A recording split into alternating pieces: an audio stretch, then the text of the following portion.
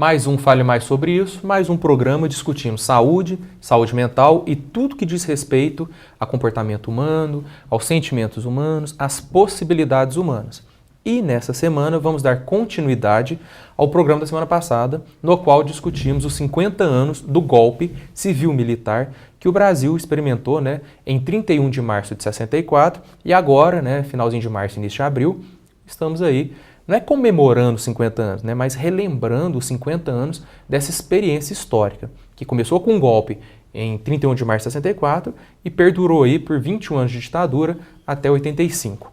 Quem está aqui conosco, nos ajudando a entender os aspectos históricos e os aspectos psicológicos dessa experiência brasileira.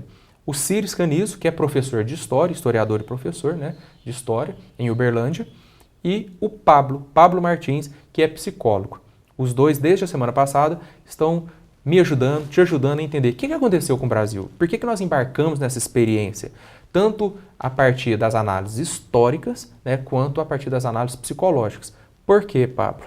Porque o ser humano que embarcou nessa experiência é um ser humano, obviamente, com as suas condições psíquicas, E eu quero, conforme eu tinha dito no final do programa passado, aliás, agradeço o retorno de vocês, para a gente continuar essa discussão, eu quero que você nos ajude a entender. Uma ditadura é um regime político centrado no medo, na repressão, na perseguição, na ameaça, no controle.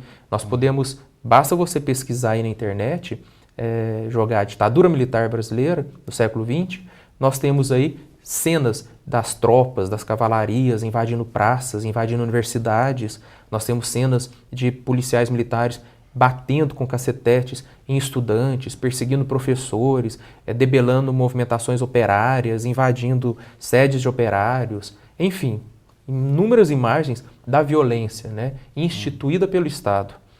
E eu quero te perguntar, no programa passado você falou sobre o medo, mas agora eu quero que você nos ajude a entender o comportamento humano quando é controlado pelo medo, como é que é isso e quais são as consequências desse controle aversivo?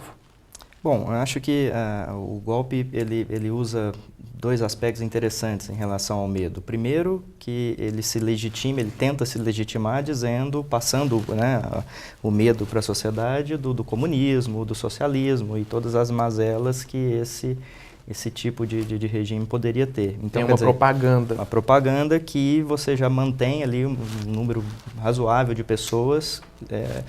Bom, antes isso, então, essa ditadura do que os comunistas, E, por outro lado, aqueles que não concordam muito, mas não são exatamente aqueles que vão para a luta armada, que vão para a rua, também ficam com medo agora do próprio regime, que é o que você disse, é cavalaria, é pancada, tanque nas ruas, a tortura, o desaparecimento de pessoas, Tem pessoas que até hoje a gente não sabe onde foi parar. E esqueci de uma coisa, a infiltração de espiões nos círculos estudantis, nos círculos operários, então a pessoa fica com medo do colega ao lado ser um espião. Sim.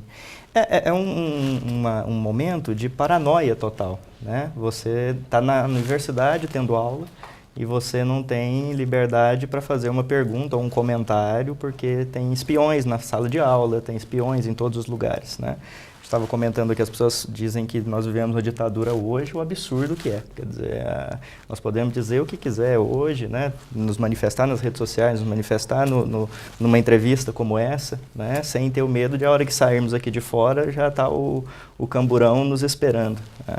Então essa coisa do medo realmente ela segura uma sociedade inteira se comportando. E nós temos os reflexos disso em outras instituições, que você tira a questão do golpe militar, mas você tem hoje, por exemplo, a educação de crianças pelos pais, na família. A questão autoritária ela ainda é muito forte, quer dizer, controlar o comportamento da criança pelo medo, muitas vezes batendo na criança, ver parte da sociedade contra a lei da palmada, dizendo que é um absurdo agora proibir que o pai bata no filho.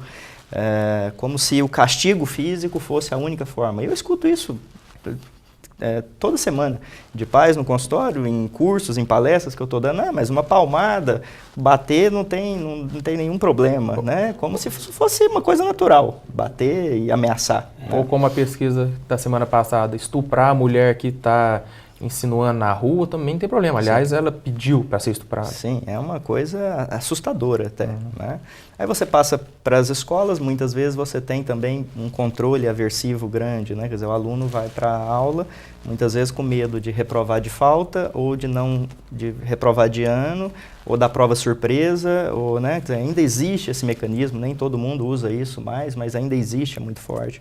O sujeito vai para a empresa e ele vai trabalhar, não é muitas vezes porque ele gosta do trabalho, ele tem prazer no trabalho, mas ele tem ameaça também de ser mandado embora, de ser demitido e ficar sem dinheiro. Você perguntou das consequências? Ou ele é demitido e não tem coragem de ir atrás de seus direitos por meio de um processo judicial, porque teme que seu nome fique sujo como alguém que entrou na justiça contra a empresa e não vai ser recontratado no mercado. E não teme à toa, quer dizer, ele é ameaçado disso sim, né? Seja de maneira sutil, seja de maneira clara, ele é ameaçado disso, né? Então, nós temos, e aí as consequências para a sociedade de uma maneira geral, para as pessoas de maneira geral, é uma epidemia de ansiedade, né? Desde pequeno nós somos condicionados a responder a elementos de punição. Desde pequeno, desde criança, entrando na escola, nas empresas, no trabalho. Se você olhar a tua semana inteira, você está muito mais fazendo coisas por obrigação do que por prazer. Então você tem aí um crescente número de pessoas ansiosas e, consequentemente, também deprimidas. Se usa cada vez mais medicamentos, tanto antidepressivos quanto benzodiazepínicos, né, remédios para dormir. As pessoas só conseguem relaxar, dormir. Basta pensar o seguinte, nós não conseguimos simplesmente ficar à toa, né? Quando a gente tem um compromisso e é desmarcado, a gente fica incomodado. Eu tenho que fazer alguma coisa, a sensação de que você tem que estar fazendo alguma coisa. Você não pode ficar simplesmente parado. Quer dizer, a sensação que tem alguém te vigiando, alguém que vai te punir, alguém que vai apontar para você e dizer, acorda, vamos fazer alguma coisa, né? Isso é a sutileza do controle aversivo, né? A pessoa ficar o tempo todo sob controle de alguma possibilidade de punição, né? Que, obviamente, num regime militar, isso é exacerbado, né? Quer dizer, o que nós estávamos dizendo, é uma paranoia geral. Não é só agora alguém vai me apontar ou não. Esse alguém tem cara, esse alguém é concreto. Quer dizer, eu posso, ao me manifestar, dar de cara com a repressão, né? Sim. No próximo bloco, que está encerrando, eu quero perguntar para o Cires, quando você fala, né, em agentes da repressão, houve todo um estruturamento, né, Cires? O Estado, a partir do momento que realmente a ditadura se efetivou, ele criou mecanismos, instrumentos, tanto a nível legislativo quanto a nível operacional mesmo, para instituir na sociedade esse medo e, a partir da perseguição, da vigília constante, atingir seus objetivos. No próximo bloco, eu gostaria que, como historiador, você nos ajudasse a entender isso. Ok. Voltamos falando sobre 50 anos, né, do golpe e da ditadura militar instituída no Brasil a partir de 64. Nos aguardem. Eu disse que vinha coisa boa por aí. Agora você tem ultra banda larga em uma nova rede de fibra ótica. É alta velocidade para você assistir vídeos, baixar músicas e com preço incrível. 20 megas, só R$ 37,90 mensais no pacote com TV e fixo. E tem o verdadeiro cinema em sua TV. São mais de 150 canais e mais de 40 em HD. E ainda fale ilimitado no fixo. Com certeza você vai gostar da diferença. Algarve Telecom, sempre junto. Quer se deliciar com aqueles salgadinhos quentinhos, crocantes e saborosos produzidos com maior controle e qualidade? Venha para a Vovodinha. Sem falar no delicioso restaurante self-service aberto todos os dias. Oferecemos também salão de festas com buffet completo para atender todos os tipos de eventos. Venha conferir nosso espaço, deliciar-se e fazer uma verdadeira festa. Rua Ernesto Vicentini, 246, Roosevelt, em frente ao SESI Roosevelt. Disque Salgadinho, 3215-1966.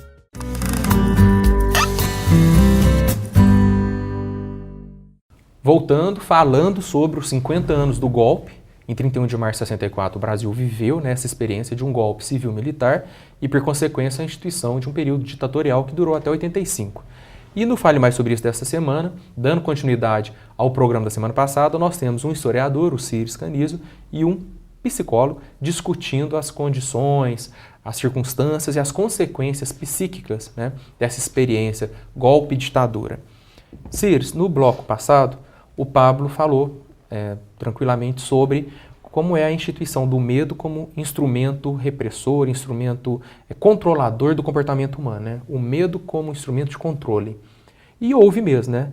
Após 64, principalmente nos anos 70, houve essa instituição do medo e do controle, mediante vigília, mediante espionagem, mediante invasão de espaços públicos por tanques. Nos ajuda a lembrar como é que foi a estruturação desse aparato de repressão. Bom, é importante salientar que isso não é uma invenção brasileira, isso não é uma peculiaridade da ordem ditatorial brasileira. Se pudermos retroagir na história e no mundo, lá no século XV, XVI, cientistas políticos apontavam nessa direção. Maquiavel, por exemplo, em sua obra O Príncipe, dizia que para que os lobos, no caso os indivíduos, fossem aplacados na sua ira, fosse necessário o estabelecimento de uma autoridade, de um governo, de um príncipe que fosse sagaz quanto uma raposa e tão viril quanto um leão, para a garantia da ordem e o estabelecimento da paz. Em seguida, na Inglaterra, o Hobbes vem com essa mesma necessidade, esse mesmo imperativo. Se faz necessário para a garantia da ordem e a paz entre os indivíduos, o estabelecimento de uma ordem politicamente despótica, politicamente excludente, inclusive. E isso no século XIX com os positivistas, né? A ordem e progresso. Então os militares, na verdade, eles acolhem esses conceitos que ao longo da história e em todos os países estavam sendo aplicados para aplicá-los no Brasil também. Se nós analisarmos a base conceitual da Constituição de 1967 e, por conseguinte, os atos que estabelecem a ordem ditatorial no Brasil, sobretudo o AI-5, nós vamos perceber que a pressuposição filosófica deles está exatamente na ordem em progresso, no positivismo e num certo maquiavelismo mesmo. E tudo isso ficou muito patente a partir de 1968. E é incrível como eles se apropriam disso e, para justificar o emprego dessa violência de Estado, eles dizem que estão ali para defender a liberdade, a democracia. Dicotomizam nós contra eles, nós somos o lado bom dessa história, aquela luta entre o bem e o mal, entre mocinho e bandido. Nós, na condição de mocinhos, precisaremos nos valer de aparatos e estratégias que, em tese, nós não queríamos que fosse assim, mas é necessário nessa guerra contra o mal. E aí a sociedade acaba se vendo vítima disso. Felizmente, a partir de um certo momento, uma parte importante dessa sociedade começa a se mobilizar. Se mobilizar no sentido de desconstruir essa situação. E à medida em que essas mobilizações vão se amplificando e vão se intensificando no Brasil, e não somente no Brasil, em toda a América Latina, os militares começam a receber algumas orientações. Olha, nós precisamos distender, nós precisamos flexibilizar. E flexibilizar a tal ponto que não sejamos vítimas da crueldade que hoje impomos à sociedade. Daí o discurso da anistia ampla, geral e restrita, incluindo os próprios militares, que ao se apropriarem do Estado, cometeram crimes não somente de natureza política, todo tipo de crime. E felizmente a sociedade soube se mobilizar a tal ponto de destruir essa ordem autoritária, né? Mas antes ainda dessa mobilização no sentido, né, da redemocratização que veio sendo paulatinamente conquistada, houve um momento de desespero por parte de uma fração da sociedade que entendeu que não tinha como lutar contra esse Estado ditatorial, já que as eleições, ou quando não eram controladas, eram extintas, né? Sim. Os partidos, todos extintos, instituído 2 partidos marionetes, né, de controle fictício da ordem política. E parte da sociedade entende que a saída vai ser pela luta armada. Houve um desespero também nesse sentido. Né? O movimento democrático brasileiro, o MDB, era o partido do não senhor. Sempre tinha que colocar esse pronome aí. E o partido Arena, Aliança Renovadora Nacional, do sim senhor.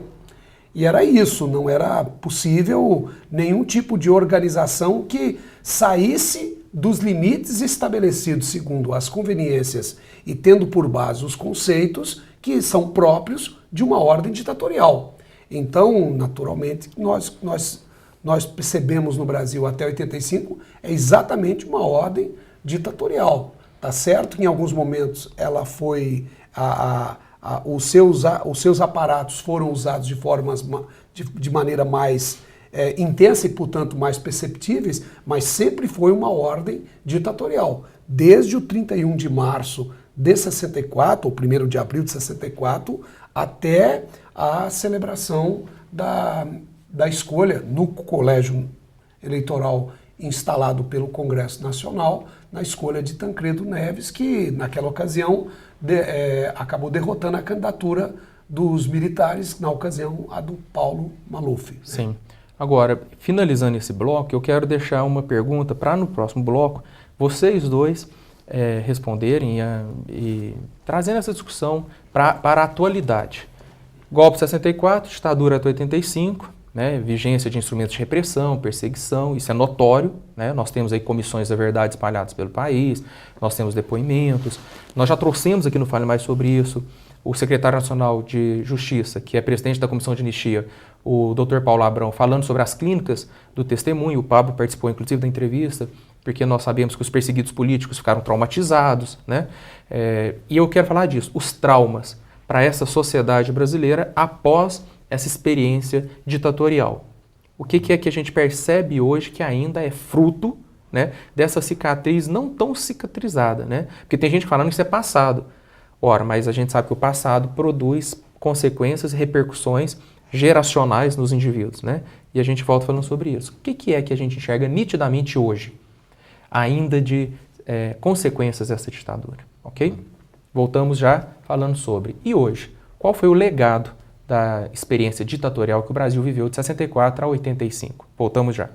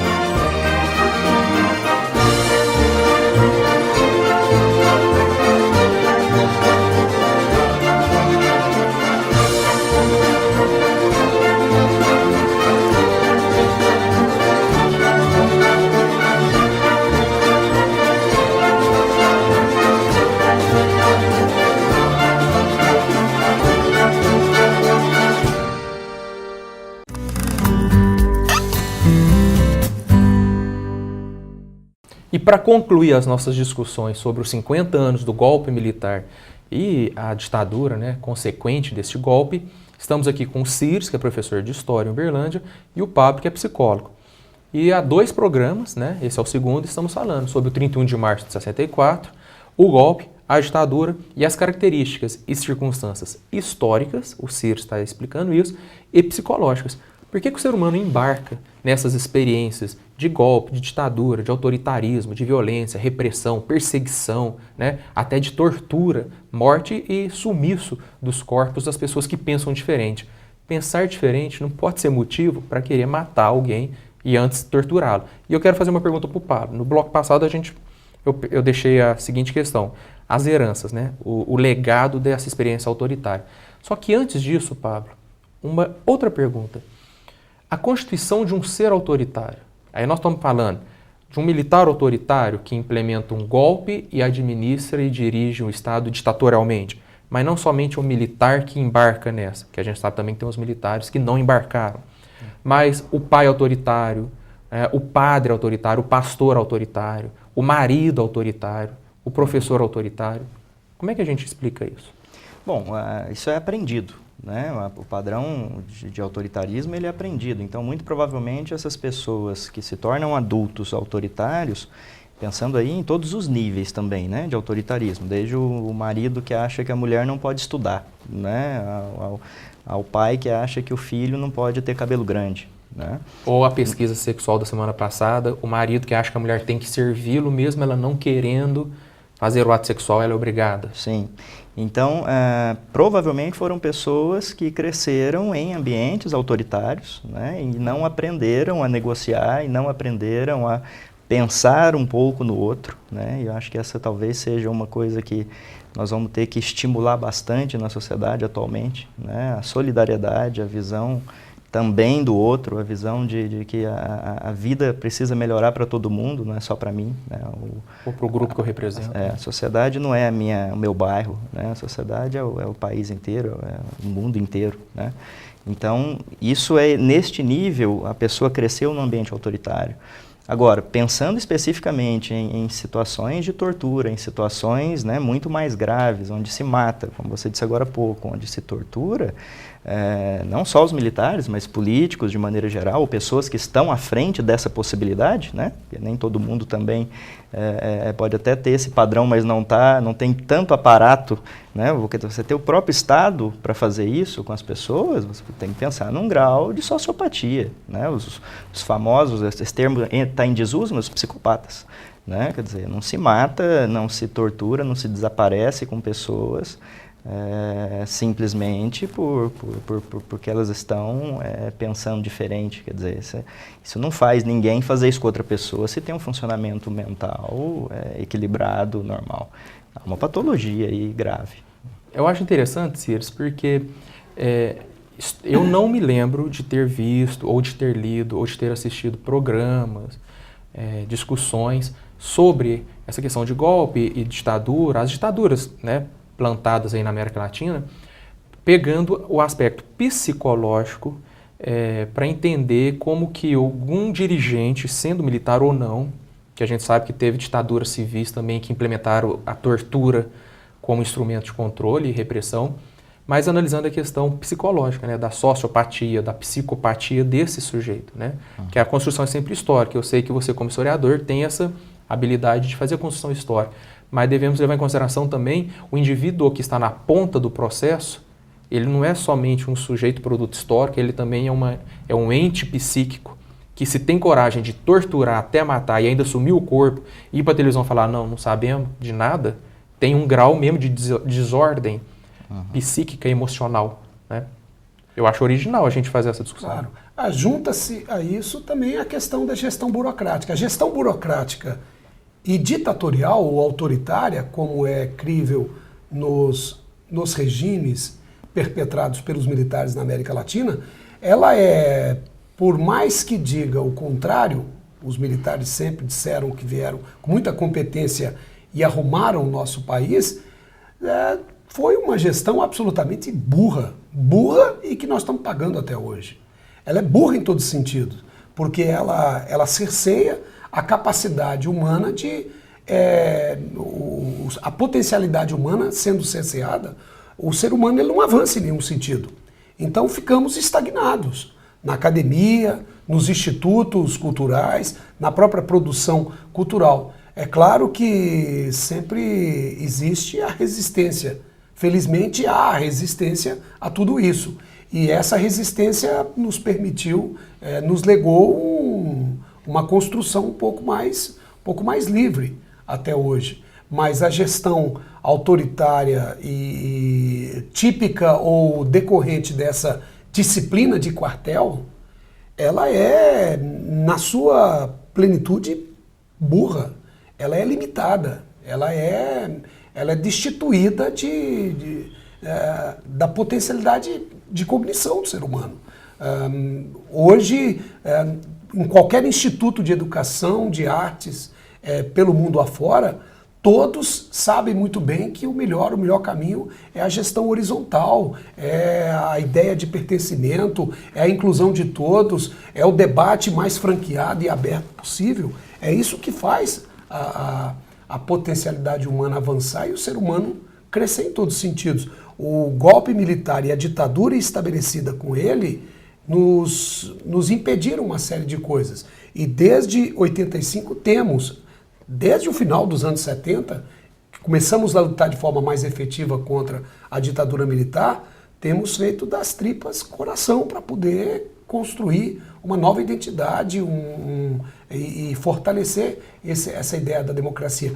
A ditadura militar no Brasil encerrou em 85, mas ainda até hoje, 2014, lutamos não somente pela edificação da ordem democrática, mas combatemos o entulho autoritário que ainda persiste. E não é só no quartel, não é só nas hostes sindicais e nas hostes empresariais.